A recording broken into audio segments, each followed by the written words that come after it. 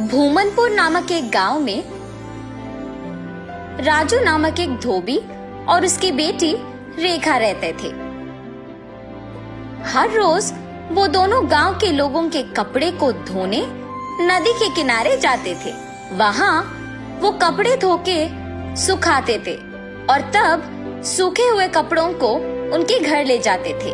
राजू उन कपड़ों को इस्त्री करता था और रेखा इस्त्री किए हुए कपड़ों को तय करती थी। तब जिनको जो कपड़े लौटाना है उन्हें अलग अलग जमा करती थी। ऐसे हर दिन वो मेहनत करके पैसे कमाते थे और ऐसे ही कुछ दिन बीत जाते हैं।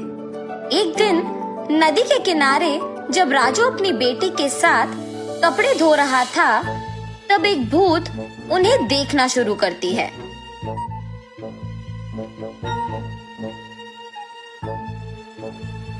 न जाने मैं कब ऐसे कपड़े पहनूंगी।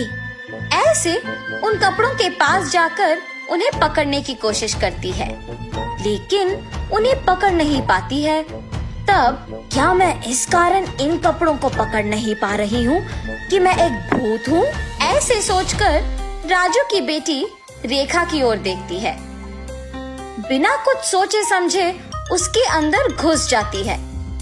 घुसने के तुरंत बाद लाल लहंगा और जैकेट मौजूद जगह को भाग के जाती है और हाथों में कपड़ों को पकड़ के बहुत खुश हो जाती है। बेटी को ऐसे अजीब तरह से पेश आते देख राजू कहता है, हाँ क्या हुआ तुम्हें रेखा? वहाँ खड़ी हो, बहुत सारा काम है, चलो। लेकिन रेखा में भूत घुसने के कारण वो कुछ नहीं कहती है। तब राजू उसके पास जाता है।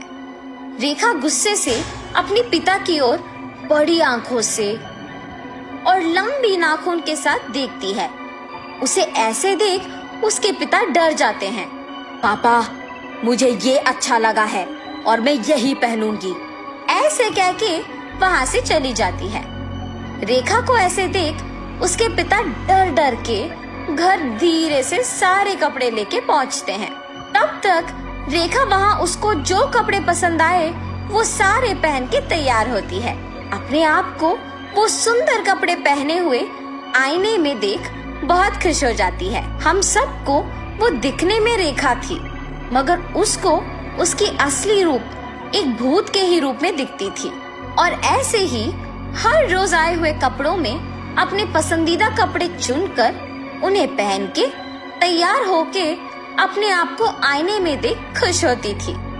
दिन प्रतिदिन उसका तैयार होने की चाहत बढ़ती जाती है। राक्षस की तरह अपनी बेटी का व्यवहार देख राजू परेशान होता था, मगर अपनी बेटी की सच्चाई को किसी से कह भी नहीं पाता था, और अगर कहा भी तो वो ये सोच के डर जाता था कि उसका नतीजा क्या होगा। एक दिन जब गांव के जमींदार राजू को धोने के लिए कपड़े लेने के लिए बुलाते हैं, तो राजू वहां जाता है। कपड़े लेके जब राजू वापस घर पहुंचता है तो सारे कपड़े बाहर निकालता है। तब रेखा उन कपड़ों के पास आके उसमें पीले रंग लहंगा और लाल जैकेट लेके वहां से चली जाती है। जब राजू को कपड़े लौटाने का समय आया तो वो देखता है कि उसमें पीली लहंगा और लाल जैकेट नहीं है। तब वो सोचता है कि जरूर ये रेखा के ही पास होगा।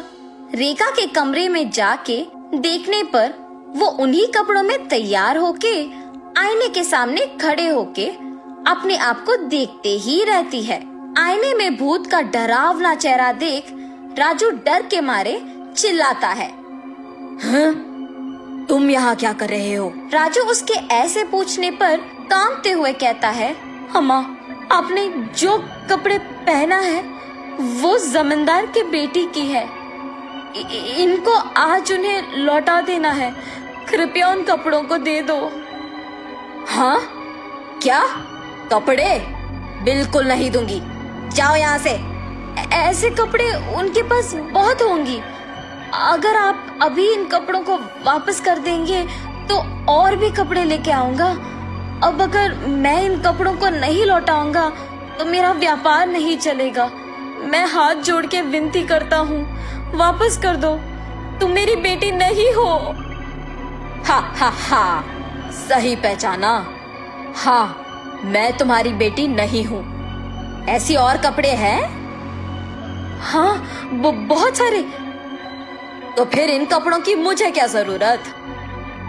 ऐसे कहकर उन कपड़ों को वहां छोड़ के हवा में उड़ के गायब हो जाती है। ये जान के जमींदार की बेटी के पास बहुत सारे कपड़े हैं, वो सीधा उनके ही घर पहुंच जाती है। अच्छे कपड़ों के लिए सारे कमरे छान मारती है। उस घर में मौजूद जमींदार के परिवार वासियों को राजू की बेटी का व्यवहार कुछ समझ में नहीं आता है। जमींदार की बेटी अपने पिता को बुला के कहती है, पापा पापा, राजू की बेटी रेखा बहुत अजीब तरह से पेश आ रही है। ऐसे कहते ही वो वहाँ जाकर कहता है, ए लड़की, क्या कर रही हो? पागल हो गई हो क्या? जमींदार के ऐसे कहने पर क्रोधित होके रेखा जोर से चिल्लाते हुए अलमारी को उठा के उन पर फेंक देती है। सभी डर जाते हैं और जो कुछ भी वो मांगती है उसके सामने रख देते हैं।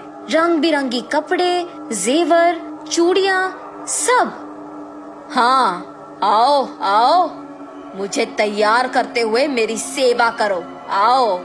सभी डर के मारे उसके आदेश का पालन करते हैं। उसे तैयार करके उसके सामने ही एक बड़ा आईना भी रखते हैं और सभी उसके पास नीचे बैठ जाते हैं। तभी उसके पिता राजू कपड़ों के साथ जमींदार के घर पहुंचता है। राजू को देख जमींदार गुस्सा होके उस पे चिल्लाने लगता है। वो देख रेखा उसकी शक्तियों का उपयोग करके जमींदार को नीचे गिराती है। क्रोध में पागल होकर सारा सामान जोर जोर से नीचे गिराती रहती है। वहाँ मौजूद सभी को एकदम डरा देती है। एक स्वामी जी ये सब नहीं देख पाते हैं और जमींदार के घर पहुँच जाते हैं। सीधा रेखा के पास जाकर उस पे गंगा जल डालते हैं। कुछ मंत्रों का प्रयोग करके रेखा से उस भूत को बाहर लाके उसे एक बोतल में बंद कर देते हैं। भगवान के रूप में आकर आपने मेरी बेटी को बचाया। उस स्वामी जी का धन्यवाद करके जमींदार से भी माफी मांगकर वहाँ से चले जाता है।